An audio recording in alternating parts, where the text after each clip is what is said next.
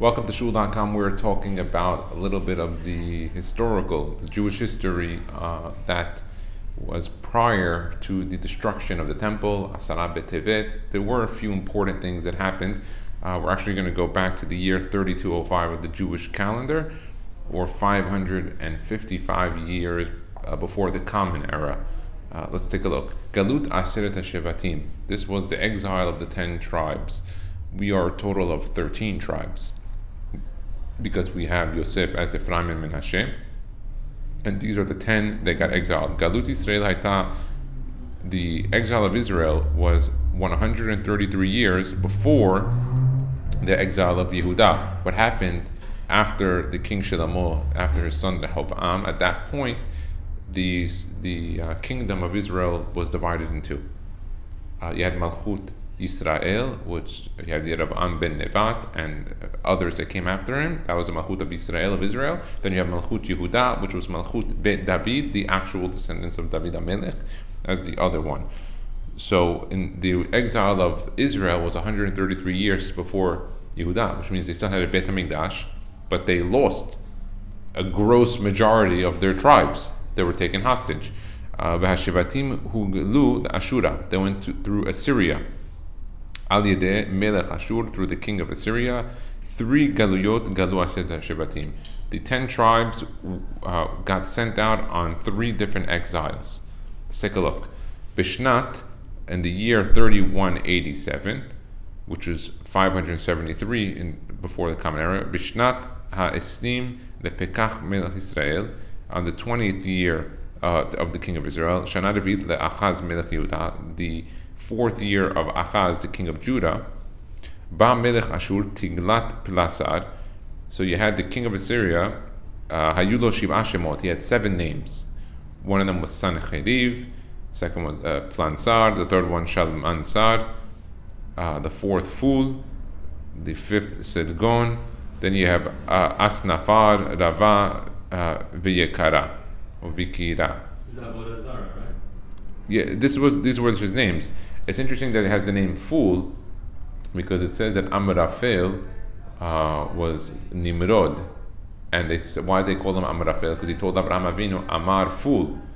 So it says he told him to jump, Amar Fool, go jump into the Ur Kasdim, into the fiery furnace to Abraham Avinu. But it could also mean Amar Fool. Who said it? Fool, the king. That's like saying Pharaoh or president. It's interesting, they all have the pay in the beginning. Paro, president, fool, or pool, whatever you want to call it. V'lakach et kol eretz Naftali v'heglam Ashura. He took over the entire land of Naphtali and he sent them to Assyria. Umelech Israel, Pakach, the king of Israel, neherag bidei Hosea ben Elah shemalach tachtav. The next king ended up killing the previous king of Israel. This was of the Malchut Israel, the kingdom of Israel, not the kingdom of Judah. In the year 3195, 565 BCE, in the 8th year of the Malchut of Hosea ben Elah, Hashana Hayud Bet Malchut Achaz, the 12th year of the kingdom of Achaz, that was the king of Judah. Huglu Hashevatim, the tribes were sent out. Reuven, Vegad, Yoshve, Ever Hayadin Mizrachi, Al Melech Ashur. So the second time, he goes to the Transjordan area, he takes Reuven, Gad, and those that are in that area. There's also Chatzi Shevet Menashe, but he doesn't mention that here as going out, but they were in that area, and they ended up getting sent. Ubizmanze Butal HaYovel. Is in that time that the mitzvah of the Yovel stopped. They stopped doing it. There was a special inyanim and mitzvot that were done. Bisman no shel Hoshea ben Elah betu be'av butlu ha'pros diot. That's when the pros diot stopped. Elu hashomrim she'etziv Yerovam lebal ya'alu laregel Yerushalayim. Who were those people? Those were the shomrim, the gatekeepers, that Yerovam ben Nevat set up, that anyone that was trying to go to worship during the regalim 3 times a year in Yerushalayim, he would set up detours so that they would worship in Egel and Avodah Zarah instead of it. That was what Yerovam, he didn't want people going to Jerusalem, because if they went to Jerusalem, he had no authority there. They didn't accept his royalty and his kingdom there. So he would go there, he would see the king of Israel sitting, see the king of Israel being honored, and so he sent them instead to houses of worship. When Hosea got rid of them, lo alu Yisrael laregel, they stopped going up to the regel. Naasa kitrug al am Yisrael v'nanshu begalut. So what happened was, after Hosea ben Elah got rid of them, Am Yisrael didn't even go up at all to Yerushalayim for the regel, and therefore there was kitrug on them, and they ended up getting punished to go to exile. Wow. Bishnat 3205, 555 BCE, Shana Revi'it leHizkiah melech Yehuda, that was the 4th year of Hizkiah, the king of Judah. V'shmona esrei Hosea ben Elah, that was the 18th year of Hosea on the Malchut Yisrael. Le'echad melech Ashur Shalmansar hu Sancheriv. Sancheriv came to Israel. It's Shomron le'achad shalosh shanot matzor. After 3 years of a siege on the Shomron, he ended up getting through. V'higlat sh'ar shiftei Yisrael lechalach habur nehar gozen v'la'arei madai v'az nitbatela malchut Yisrael neshara rak malchut Yehuda. In that time, after his siege on the Shomron area, his success, he ended up spreading the tribes of Israel to Lechalach, Habur, Nehar Gozen, and Arei Madai. 4 different locales. Nehar Gozen is another name brought in the Navi for what the Gemara references as the Sambation. Some reference them as both the same one. That's the special river that is not made out of water, but it's sand that constantly bubbles up and churns. So the sand is always churning, and if someone tries to escape, it's like a quicksand. It would swallow them, and they would not be able to travel. On Shabbat, it stops moving. So knowing from these rocks, you'll actually know when the correct day of Shabbat is. Interesting. And then the Shnat 3211, 549 of BCE, Hoshiv Sanheriv b'Shomron et HaKutim. So 6 years later, Sanheriv comes back. He, after taking over the Shomron and pretty much exiling for the 3rd time the remaining tribes of Israel, he ended up having Israel abandoned. And Sanheriv, which was part of the Babylonians, their process, as we've learned from here, that their process in Babylonia was, when they take over a place, you move the inhabitants to a different place in order that they have a different language, a different culture, they're not familiar, and it would secure his kingdomship, because they would not rebel. If they were very comfortable at home and they knew the situation, what was going on, and they were more comfortable, they might attack. So by moving people from place to place, he would weaken them. So what he did is he brought to the Shomron area of Israel the Kutim. And the rabbis used to call these people the Girei Arayot. Why? On the lions. What are these Girei Arayot? Kasher HaKutim ba'al da'aretz. When these Kutim, they came, and sometimes that's why we call them in Israel the Shomronim. Why the Shomronim? Because after Sanheriv took over the Shomron, they went to live there. So they're called the Shomronim or the Kutim. When they went, Hechilu Arayot litrof otam. Wild animals, wild lions, would seemingly infiltrate their villages and attack and eat them and kill them. It never happened to the Jews. When these people came in, that's what it did in the land. The land, that land animals literally were attacking them. Melech Ashur shalach lahem kohen sheyora lahem et mishpat Elohei Yisrael. So the king of Assyria realized that this was God sending a message, so he sent them a kohen to teach them all of the laws of Elohei Haaretz, of the God of the land, meaning the mitzvot. He went to send them to tell them, hey, listen, if you're going to live in this land, you got to follow the mitzvot, otherwise the land's going to reject you. And at the end, they ended up fearing God and taking upon themselves certain mitzvot, but they continued worshiping their other gods. Saval Rav Sablu Yisrael Mehim. Lots of suffering came from these people, the Kutim and the Shomronim. They were not good to the Jewish people. And when they returned back with Ezra and Nehemiah after the exile of 70 years, after the destruction of the temple, these Kutim bothered them and harassed them a lot. And also during Shimon HaSadik and Alexander Mokedon, that's when they went to Alexander, telling him and ratting that out on the Jewish people that they were trying to overthrow his kingdom, when that was nothing farther from the truth. So Alexander came with his brigades and battalions to destroy Jerusalem. And what happened was Shimon HaSadik came out to greet him, and when he saw him, he got off of his horse and he prostrated and bowed down to him. And all of his commanders and generals told him, "What are you doing? That's the priest of the Jews." He said, "I didn't know that was the priest of the Jews. Every night before I go to battle, I have a vision of that man and his face in my dream. And when I do, I know I'm going to win. When I don't, he wasn't successful." And he said, "I didn't know this was him. That means they're praying for me.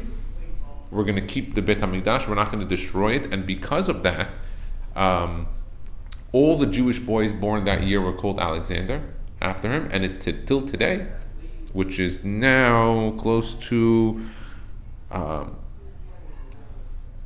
2,500 years, we're still using the name Alexander in the honor that he did in not destroying the temple. He didn't destroy the temple. It was done by the Babylonians later. So just interesting point. Not after, that was before. The Babylonians before. This was the Alexander Mokedon was later on. But yeah. Why was it called Shimon HaTzadik? He was one of the Kohanim Gedolim. Why Sadiq specifically? Yeah. We could check and find out. We'll see why he's called that.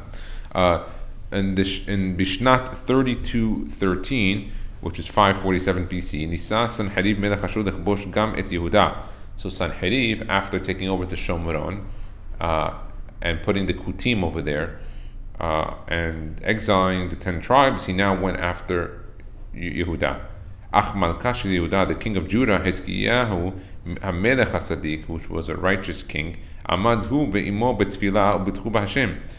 Him and his nation had trust in Hashem and they prayed. Ubeoto halayla, and that night, Leil Pesach, Leil HaSeder, it was the night of the Seder. Hukat tzeva'o shel Sancherib adeh malach Hashem. All of the entire army was destroyed through an angel of God. Tzava zeh hikil 260 ribo hayalim, she said 2 million with 600,000. So what he says 2.6 million soldiers were killed that night through the angel. Umitocham, and from them, the 2.6 million, 185,000 elef rashi gisot, generals, 185,000 generals, 2.6 million soldiers. Shemitucham nisharu rak chamisha, and who survived out of the 2.6 million? Only 5. Who were the 5 that survived? Sancheriv, Ushne Banav, his 2 children, Adar Melech and Shar Etzer, and Shahargut Avihim Benitgairu. When they saw what happened, they ended, that night that all the soldiers died, they too went together and killed their father, Sancheriv, and they ended up converting to become Jews. V'chein Nebuchadnezzar v'Nebuzar Adan. So those 5. You had Sancheriv, his 2 children, Nebuchadnezzar and Nebuzar Adan. What were they doing there? What was Nebuchadnezzar and Nebuchadnezzar with Sancheriv? Oh, he was one of the generals in the army. He survived. Oh, didn't he take the first base on Mikdash? Yeah, we're talking before. This okay. he so the king before was Sancheriv. He wasn't the king. He came in with the battalion as a general. Later on, he became the king. So he was there when Sancheriv tried with 2.6 million soldiers, and they all that night went to sleep, and none of them woke up. Some say there was he witnessed that. He witnessed that, and he went back, got another battalion and an army together, and went back again to fight. So what happened to them? What happened to him after Sancheriv's sons killed Sancherib? He went back and he became the king. Nebuchadnezzar became king. Nebuzaradan was the general. Now it says the ratio in which 370 million. Okay, some say it was that 370 million people died. I don't know, that sounds a little bit harder to grasp. But the 2.6 million does sound more in line. 185,000 generals also fits. It could fit the context in historical perspective. 3 days before the 14th of Nisan, that Sanherib went down, Hizkiah Melech got majorly sick that he was going to die. On the day of the 14th of Nisan, he got healed and healthy. Hizkiah Betsura Nisit, through a miracle. Pechamiv Latid, his father is actually his consuegro. Actually, his father-in-law. I apologize. Hamib, his father-in-law, the Atid, Hanavi Yeshaya, was the prophet. Yeshaya, he ended up marrying his daughter. Biser lo Shashim Hosif lo Chamesh Shana Lechayut. He told them that God added 15 years to his life. Ubeato Hayom, it was on that day Hayom Hatarich Be'od Itarech Be'od 10 Sha'ot. It was on that day of the 14th of Nisan that he got healthy, that the sun for the daytime extended another 10 hours during that day. So we had the Shemesh and Giv'on Dom with Yehoshua, and you have here another case of it during the time of Hizkiah Melech, that if the day was 12 hours, it was a 22-hour sun on that day. לאחר כל זה, התחתן חזקיה עם ביתו של ישעיהו הנביא. He ended up marrying the daughter of Yeshayahu. ובשנת 3216 נולד מנשה, his son Menashe was born. שמלך אחר אביו חזקיה בגיל 12. At age 12, he ended up becoming the king.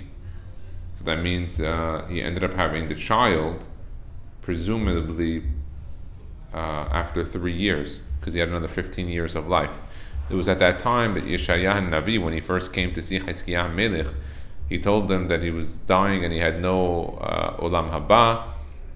And then Hizkiah told them, what are you talking about? He said to them, I'm a righteous person. Why would you say that? So he said, because you didn't have any children.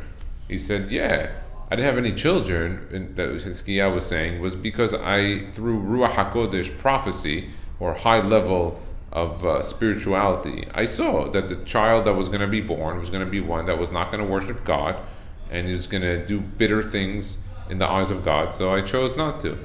So Yeshaya told him, who told you to make that calculation? The first mitzvah in the Torah is Peru Urvu, have children. Nobody told you to make a calculation. If you see through your holy spirits and your spirituality that you see this, who told you that you're allowed to remove a mitzvah? God said have children, even if they ended up becoming, Rishaim. And mind you, he ended up having a son Menashe, who became a tremendous Rasha in the eyes. Later on, it says that he made teshuvah at the end, and he came back, and there's a whole discussion in the Gemara of Rav Ashe, who one time called him his friend, Haver, because the Gemara over there talks about 3 kings that don't have Olam Haba. It's Sanhedrin. It's Achav, the other one's Menashe, and Yerovam ben Nevat. You have the 3 of them. So Rav Ashe in the Gemara over there says, tomorrow we're going to talk about our friend Menashe. So originally, that night, he goes to bed. Rav Ashe, who happens to be, he's the redactor of the Talmud, Bavli. He's the one who actually put together, he's one of the Amoraim who put together all of the last books of the Babylonian Talmud. And Menashe comes to him in a dream and tells him, earlier today you called me your friend. I'm not your friend, and I'm not your father's friend. Don't call me your friend. So he said, I apologize. And furthermore, Menashe tells him, by the way, you calling me your friend? Do you even know when you make hamotzi on Shabbat to eat the bread? Do you even know where you're supposed to cut the bread from? He said, no. Where do you cut it from? He said, you take it from the area that's baked the most. The area that got cooked, baked the most the first time, that's the area that you take from first. So he said, wow. He said, that's unbelievable. I said, tomorrow I'm going to say in your name that you're a Rav, that you told me a new halacha, a new minhag, and I'm going to teach it over. So Rabbi Asher tells him, oh, now that I have you on the line, on the hook over here, and you came to me in a dream, why were you Oved Avodah Zarah? Meaning, if you know this law, which is seemingly a law that was unknown to even the Amoraim and possibly even the Tanaim, because the Amoraim would have learned it from the Tanaim, then why did you do Avodah Zarah? He said, listen, if you were in my time, you would lift up the bottom of your dress, your jallabiyah, your long cloak, you would lift it up to run, and you would run faster than I did. So don't ask me and question me. You don't understand about what those times were, what those form of idolatry were. So please, don't discuss it. And then he ended up leaving. Now, I ended up learning that Gemara, that actually we wanted to melamid zechut on Rav Asher. What do you mean he called him his friend? He was king of Israel, his friend. His father was Tzidkiyahu Melech. He was living in the time of prophets. Amoraim didn't live in the time of prophets. Why would he call him his friend? He said, no, he wasn't putting him down. Has v'shalom. He was saying Haved. What do you mean Haved? In the Gemara, sometimes it talks about Haved as an equal level to another individual in the Torah. So he was saying, we're going to talk about Menashe, our Haved, in a respectful way. The Gemara was saying he has no chelik l'mabah. He was saying, no, he's a Haved. He's someone who was with us in the Torah, on our level in the Torah. When he came in the dream, he said, no, hold on a minute. I appreciate what you did. You called me your Haved. I'm not your Haved. I'm not your father's Haved. I'm on a completely higher level, way higher than you. And then he explained to him that thing to show him just a small thing. He said, even eating hamotzi, I'm going to teach you. I'm going to teach you just a small, simple thing. Which meant to say he probably had a lot more to teach him too. Could have taught him a slew of different halachot that he probably never heard of. And so that was the story over there. Bishnat 3289. Stop recording. Oh no, it says low battery. Bishnat 3289. Huchseru chelek me'asaret hashevatim. Came back part of the 10 tribes. Le'etz Yisrael al yedei Yirmiyah Navi. Yirmiyah Navi brought him back in the 4th year. The Malchut Yoshiyahu Hasadik, of the king Yoshiyahu the righteous. When Yirmiyah brought back some of the Aseret HaShevatim in the year 3289, 471 of BCE, they started to do again Shemitah and Yovel, and doing it in the land. So that was probably because the majority of Jews started to return.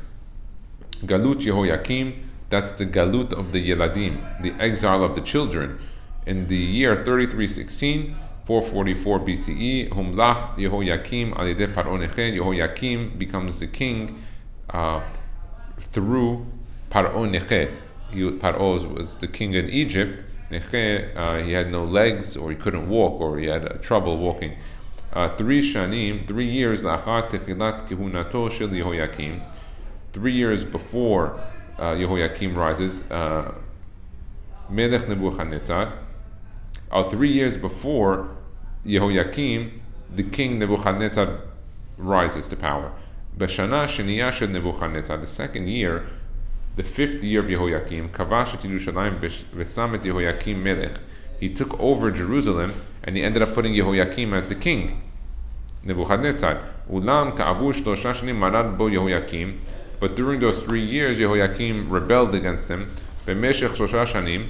V'az b'shana acharona l'malchut Yehoyakim ala Nebuchadnezzar l'hodgo b'mnichet beno Yehoyakim b'mkomo. So Nebuchadnezzar, after already taking over Jerusalem, ended up putting Yehoyakim as the king. You work for me. He rebelled him, he killed him, and he put his son to be the king. And he probably told his son, if you don't behave like, or you do what your father, you'll probably be next. He didn't take away the kingdomship from the royal family of Malchut David, but he didn't give them the ability to rule in the way that they wanted to be kings. Malchut Yehoyakim Arka 11 shana, 11 years he was the king. Nebuchadnezzar Allah l'milchama negdo b'shnat 8 lemalcho. So in the son of Yehoyakim, he was a king for 11 years. In the 8th year, he went back to Jerusalem to take him to battle. He killed his father, now he went back again. Nebuchadnezzar iglat Yerushalayim v'et kol hasarim. He went back and he sent all of Jerusalem to exile and all of the Sarim. Binyamin umishar shebatim igla shiv'at alafim. From Benjamin, the tribe, they took 7,000. Kulam giburim oseh milchama, all very strong of the army, and those that were in the battle. Meaning, he took the armed individuals from the tribes. Galut Yehoyachin ben Yehoyakim. So now we have Yehoyachin, the son of Yehoyakim. After Yehoyakim is killed, his son Yehoyachin, after he's now sent to exile, it's called Galut HaCheresh VaHaMisgar. In the Bishnat Et LeMalchut Nebuchadnezzar, in the 8th year of Nebuchadnezzar, Galut Zo Nikret Galut Yechonia, She'az Ugla Yehoyachin HaMelech Beno Shel Yehoyakim, Ve'achar Shlosha Chashim Bilvad She'bahem Malach. After 3 months of being in his rulership, it says here 3 months, in the other one it says, oh, that's in Yehoyakim in the year 3. So now it's 3 months in of Yehoyachin. Ve'imo galu aset alafim ish. He ended up exiling 10,000 men with him. Shloshet alafim Yehuda, 3,000 from Judah, and 7,000 from the other tribes of Israel.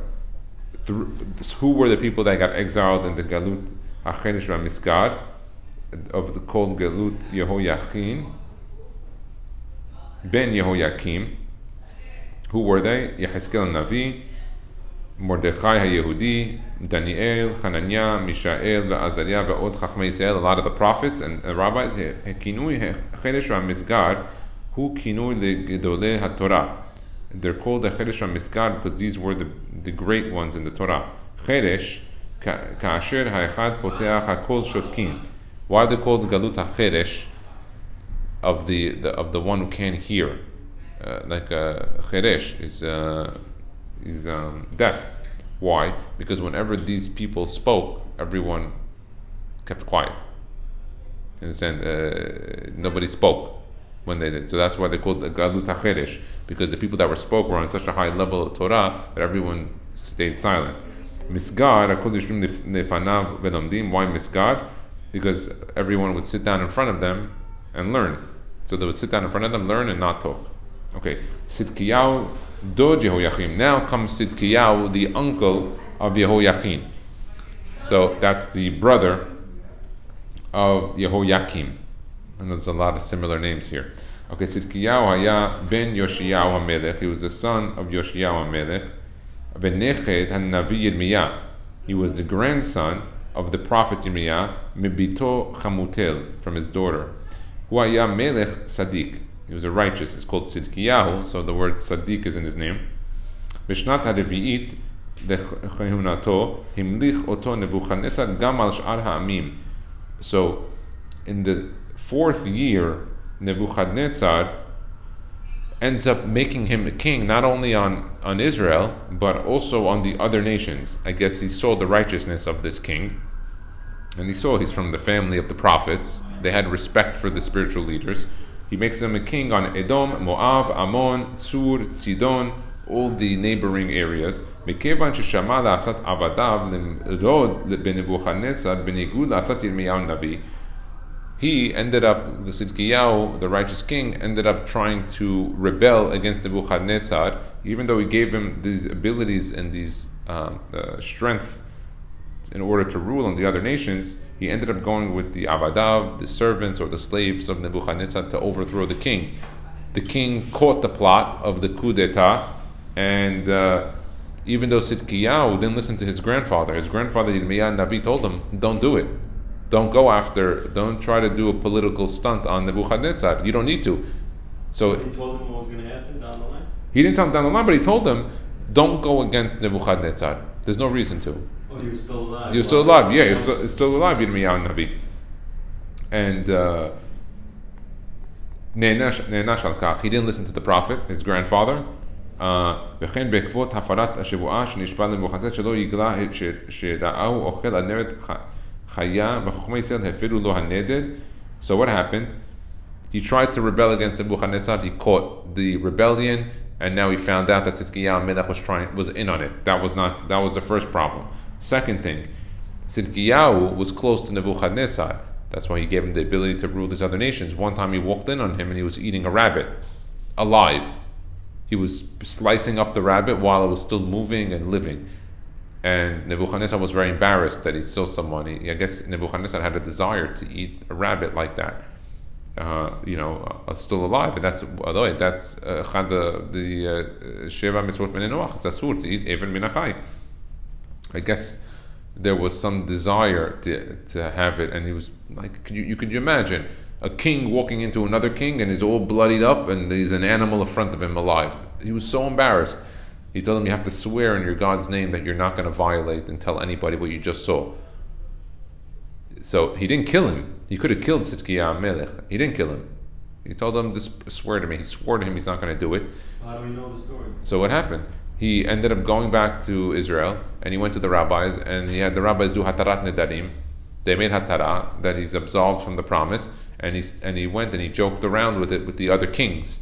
Remember, I told you he was on top of, he was ruling the other Edom, Moab, Ammon, Sur, Sidon. He was hanging around with all the kings, and he told them about what happened. He said, "Hey guys, you don't believe what I just saw. A crazy thing. You don't believe it. You know Nebuchadnezzar, that king we all hate. Yeah, you know the guy was taking over the world. Yeah, you don't believe what I just saw." He told them. The king found out. The king said, "How did you tell them? You gave me a promise in the name of your Lord, of your God. You swore, Shivu'ah. How'd you do it?" He told them we did hatarat nedarim. So what is that? He said, "Yeah, you got to go to the rabbi." I said, "Which rabbis you went to?" He said, the ones in Sanhedrin. I said, "Oh, okay." He put together his battalion. He went up there to Lishkat HaChazit. He murdered and killed every single one of them. Why would he do that? Why would he tell the other kings? Why did he tell Nebuchadnezzar? No, why did he tell the other kings about their end? For the same reason he didn't follow his grandfather, who told him, "Don't rebel against Nebuchadnezzar." He didn't listen. I don't know why, but you have to understand. We are looking at the story in hindsight, in history, looking at the details. We don't understand these characters, and that's why one thing I always say is that they're all tzaddikim. These people, you understand? I know we're saying he didn't make a mistake, he didn't listen. These are all tzaddikim. Believe me, if you saw the situation, you'd probably kiss his feet and say he's a tzaddik, gamur. Even with whatever he did, that was not. So we don't understand. We only understand the story the way we get it in the Mesorah. But we have to look at them as righteous people. We're not going to sit, unless they tell us outright that the person was a Rasha, then we have to assume that it was righteous. Yeah. Why did he kill the Sanhedrin? Because he said, you use those people to violate the swear that you made to your God, that you're not going to tell me. Okay, you want to use them? So he took them out. Why did he kill Tzidkiyahu? Oh, wait, we're not done. בעקבות מעשיו אלו עלה עליו נבוכדנצר בשנת 19 למלכות נבוכדנצר. In the 19th year of his kingdom, החריב את ירושלים, and he went and he destroyed the entire city of Jerusalem. He was super mad. בזכו בשבי, he took plenty to hostages. שני בניו נשחטו נגד עיניו. He killed the two sons of Tzidkiyahu right in front of his eyes. He made sure to kill them and watch them suffer in front of his eyes. לא עלינו. And then עיניו נקנו והוא הושם בכלא עד ליום פתן נבוכדנצר. Then he took out his eyes of Tzidkiyahu Melech. So the last thing that he saw was that Nebuchadnezzar murdered his kids. He pulled out his eyes and then he put him in jail for his entire life until Nebuchadnezzar died, which was, if I'm not mistaken, it was approximately 26 years. Who put him out of jail? No, when Nebuchadnezzar died. They released him? They released him. Yeah. Churban Bait Rishon, Galut Bavel, Hamatzur Yerushalayim Echad Beyud Tevet, the 10th of Tevet, which is tomorrow, in the year 3336 or 424 BCE.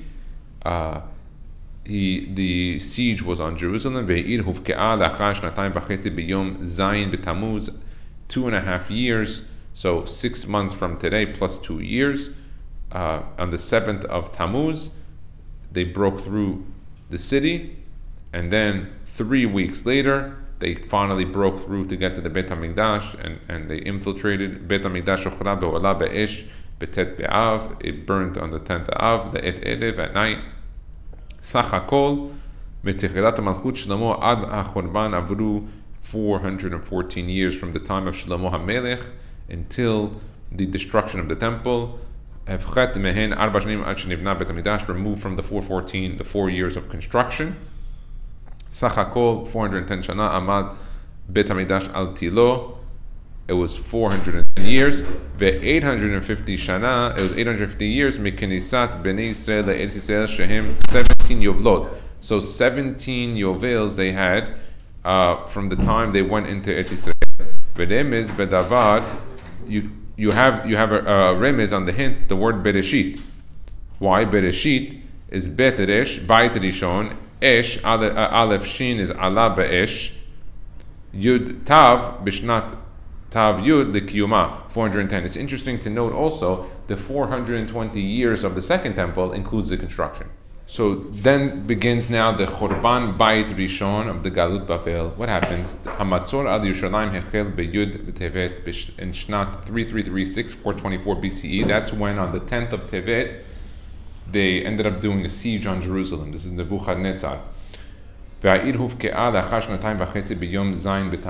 7th of Tammuz, 2.5 years, which is 6 months from today, is Zayin Tammuz. Then 2 years later, plus 2 years, he ends up getting through the wall. And then it takes 3 weeks to go from the wall of Jerusalem until he gets into the actual old city of Jerusalem and the Beit HaMikdash. Beit HaMikdash hochrav v'hu'ala be'esh betet be'av. Le'et erev, at night on the 9th of Av, it ended up getting burned. Sach hakol metechlat malchut Shlomo ad ha'chorban abru 414 shana. From the time of Shlomo HaMelech until the destruction of the first temple, it was 414 years. Removed from that 4 years of the construction, Sachakol 410 years. Amad Bet HaMikdash al Tilo, that the Bet HaMikdash stood on its foundation 410 years minus the 4 years. What's interesting is that I told you that on Rabbi Breitowitz of Or Sameach states that on the second Bet HaMikdash it was 420 years, that includes the construction. When it comes to the 410, we removed the construction for the first one. The second one, he included. Didn't the construction of the second one take a lot longer? It took no. So I'll tell you what happened. Didn't Herod end up rebuilding it? So they started the foundation after 52 years of the destruction. After the destruction of the temple, Nebuchadnezzar ends up the Babylonians fall, and comes the next Paras and Madai, the kings from there. They end up allowing them to rebuild. So they started rebuilding the foundation. What happened was there was a letter of a sitna written, a hateful letter that was written to the Persian king. It was written by the Tzored HaYehudim. Who were those? Those were none other than the 10 sons of Haman. They wrote a letter that the Jews are building their temple because they want to overthrow the new Persian empire. Once they heard that, they said, okay, stop. And for 18 years it got stopped. So they had the foundation, 18-year gap, and then they went back and they finished it. It didn't take that long to build the second temple, but they had that 18-year gap that they had to stop. Then when did Hurdos rebuild it? No, when did Hurdos? So Hurdos is later on after the 18 years. So after the 18 years. And by the way, and Hurdos was credited with building it, but it was built by Ezra and Nehemiah by Koresh. We spoke about this when we did Hachanazat Koresh. Koresh was the one who allowed them to go back to do it. And then you had Daryavesh, the Malchut of Daryavesh, Darius, which was the son of Achashverosh and Esther. He further allowed them to go back and have the law. But they had the law returned from already Koresh. From that time, he was the first to let them back. Then you had Daryavesh, the law of return. Many people didn't return. With Ezra, when he went, 42,000 was the total number out of millions that were around. Okay, so then he says here, it was 850 years from the time Ben Israel entered the land of Israel until the destruction of the first temple. It was a total of 17 Yovlot, so 17 times 50, or 49. Berem is Badavar, Bereshit, and the word Bereshit, Bet Resh Aleph Shin Yud Tav. What is it? Bet Resh stands for Bait Rishon. Aleph Shin is the word Esh, Allah Be'esh. Yud Tav, in the 410th year of its existence. B'mikdash Rishon, Shimshu rak 18 kohanim. In the first temple, you only had 18 kohanim, high, life, only 18. Leumat Bet HaMikdash HaSheni, the second temple, shebo shimshu lemala mishlosh me'ot kohanim, more than 300 different kohanim. They didn't last a year. They died. They would go on Yom Kippur. He didn't, seemingly, from what I looked up, and this is brought down in the Kushyat Tosafot. Look at Masechet Shoman Daf Tet Amud Aleph. Interesting. I always understood it that they would collapse and just drop dead inside the Kodesh HaKodashim. That's why they would sometimes tie around them a chain to their legs that they would pull it, and if you didn't pull back, after a while they would drag them out. Why were they dying? Because they weren't holy at the level to be Kohanim, Gedolim. They sometimes bought their way into doing it. Back then it was the same as it was with the popes. It was a level of power. So you would buy. It goes to show you, 18 for 410-year period. Were they scared though to enter? No, even though they bought. well, seemingly they were not. They felt they were righteous in what they. And by the way, so it seems from this that they didn't die while they were doing the Avodah, the Kodesh Kodashim on Yom Kippur. They died throughout the year. The reason I say that is because when I looked it up, it would have been too awkward to have Kohanim go out and do this and die on the day of Yom Kippur. If they died throughout the year, they could have brushed it off as it was a natural death or unnatural, but could have happened. And so I saw one opinion on that, just as a side note, that they didn't actually die the day of Yom Kippur. That would have been very outwardly noticeable, as opposed to just, so that makes sense. I said the same thing when I first learned this. I learned in Yeshiva of Lapash High School with Alav Shalom Hacham Salim Dweck. He was. We learned all these subjects inside. It was very confusing. The first time I learned it, I was totally knocked out of wanting to hear anything of the kings. But then as I got older, I started to learn the Navi. I started to look inside. I started to make my own charts. I looked at different books. It started to become super interesting because you started to put all the pieces of the Jewish history together, and suddenly the stories that you see in the Gemara make so much sense. You understand the background. Oh, this king is talking to that king. You understand really what the context was really important. Okay. Sachakol aset alafim Yehudim huglu lebabel aydei Nebuchadnezzar. 10,000 Jews were sent out through Nebuchadnezzar to Babylonia. Shloshet alafim Yehuda, 3,000 from Judah. And Shivat Alfim Binyamin, Shara Shavatim, and 3,000 from Benjamin and the other tribes. What happened to the other remaining tribes? We already spoke about it, that they were exiled from before. They were exiled in 3 separate times, the 10 tribes. And Yirmiyah Navi brought some of them back, but not all of them. We can see from the small numbers of Jews that went out that a majority of the Jewish nation was murdered. When he went there. Now, interesting, we'll add one more point of Gedaliah ben Ahikam. There were still Jews left in Israel that he didn't take out. So what happened with those Gedaliah? Nebuchadnezzar. So Nebuchadnezzar put Gedaliah ben Ahikam to be the king over the remaining Jews in Judah that are there. Gedaliah Sadiq Malach 52 days bilvad. 52 days. This is after Tzidkiyahu. This was after he destroyed the temple. He allowed them 52 days. He had this Gedaliah ben Ahikam. He wanted him indefinitely. 52 days in. That's it. 52 days as king. He got killed by Ishmael ben Netanyah. He was a Jewish person called Ishmael.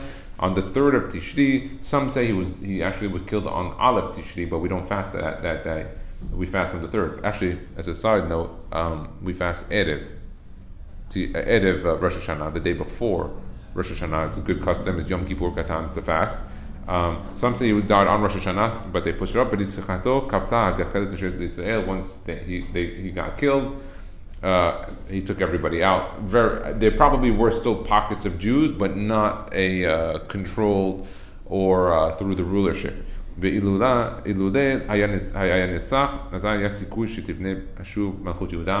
If they didn't kill Gedaliah ben Ahikam, chances are the kingdom of Malchut Bet David and Yehuda would have stayed intact. It wouldn't have been fully lost. But because of that murder of the Gedaliah, it broke apart. And then later on in the year 3364, Nebuchadnezzar ends up getting killed. He ends up dying actually. Malach ba'olam, he was a king for 45 years. B'yachad im shilton beno v'nachado 70 shana. He had a total of 70 years between him, his son, and his grandson as king. Why did he get 70 years than him, his son, and his grandson? 3 generations. Why? Because he took 3 steps in the honor of God. They were trying to write a letter, and when they wrote a letter, they were about to send it out. And when they wrote the letter, they first greeted the king of Israel and then their God. And he said, what are you doing? He got up from his chair. He said, that's not how you write letters. First you greet the God of the Lord of the people, then their people, the king. And because of that honor, God gave him 70 years and 3 generations and the ability to destroy the Beit HaMikdash for honoring God. It goes to show you, don't underestimate giving to God. Now, you should know, these individuals like Nebuchadnezzar, they gave honor to all the deities. Meaning they respected prophets, deities. They believed in all these type of things, but they had other avodah zaras. באותו שנה הוצא צדקיהו ממאסרו לאחר 26 שנות מאסר. באותו שנה נפטר צדקיהו. That was after 26 years. Tzidkiyahu, who Nebuchadnezzar put into prison and took out his 2 eyes and killed his 2 children because he violated and tried to overthrow him in a coup, and because of the rabbit story, because of those 2 stories, he ended up getting out the day that he died. So Nebuchadnezzar was not killed from this, he ended up dying, and this is a little bit of the background of Asara Tevet. Baruch Adonai Le'olam, Amen ve'amen.